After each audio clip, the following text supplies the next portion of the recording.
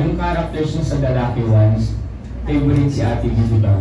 Nadala niyo hanggang dito. Kaninong idea galing yun? And how does it feel na yung favorite ni Ate B ay naisama sa movie? And isagad ko lang ha, anong feeling syempre na makakatapat niyo rin yung movie ni Ate B?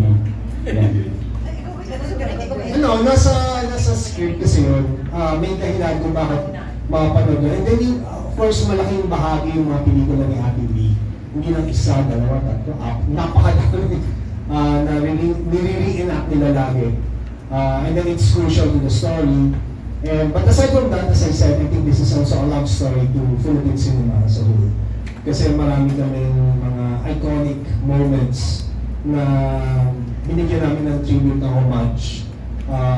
From Tito Dorothy to the likes of Sharon, Maricel, yung madami, ang dami. And then it opens with our working rose theme song, so ang dami. Ayan, si Papa sa si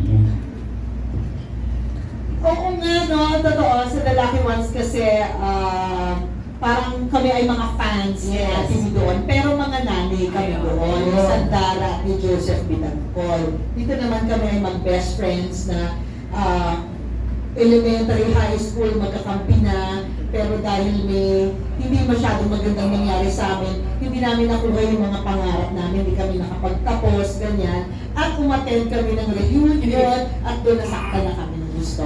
Kaya umandar na yung kwento sa kung paano namin ma-achieve yung pangarap namin pero tama ba yung paraan.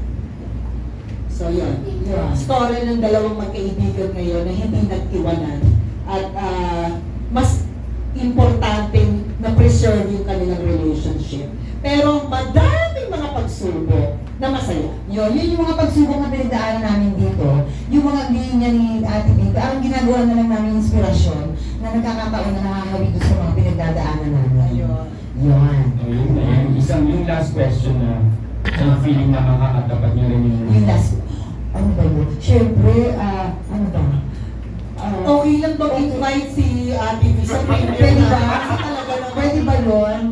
ang sarap siguro ng pakiramdam ng gano'n, ano, yung talagang napapanood niya na May Patrick. ginagaya namin siya kasi talagang tagahanga. Pwede ba yun? Bali in real life kasi tagahanga naman talaga ako ni Vilma Santos, Nora Honor, Maricel, Sharon, yung mga icons natin. Nagkataon lang talaga na sa pelikulang ito, si Ate V, yung mga eksenang katapat ng kwento namin. Sana, Ate V, please, Ate V, kung may time ka, Actually, nandito po siya. Ano talaga ba? ay, pala. Gusto mo, December 21, Ate V, baka may time. Baka naman, manonood din kami ng ano, ng kanilang... When I Met When I Met in in Tokyo. No, yung pag kumbaga tawiran, gano'n, diba? Para magkatulungan ng bongga. Thank you, Ate V. So alam niyo na ha, si Ate B isa sa mga talagang malaking part ng pelikula dahil dun sa kanyang relasyon. So, are you inviting her to watch? Yes, yan. Again, Ate V, for the second time. Alam mo naman, ikaw talaga yung lucky charm namin from the Lucky Ones. Baka naman this time, pag may time ka, watch ka naman ng Becky and Poppy. At nanonood din tayo. Oo, ng When I Met You in Tokyo. So, Ate V, if you have time, laugh trip tayo sa Becky and Poppy. Oo, pero nakakatawa kasi di ba yung Grand Slam movie niya, yung relasyon. Yung relasyon, ayun nga, Ate V, habang buhay ka lang namin gagayahin. Yun na nga. Flattered naman siya actually sa president ng When I Met You. Nabanggit ka ba?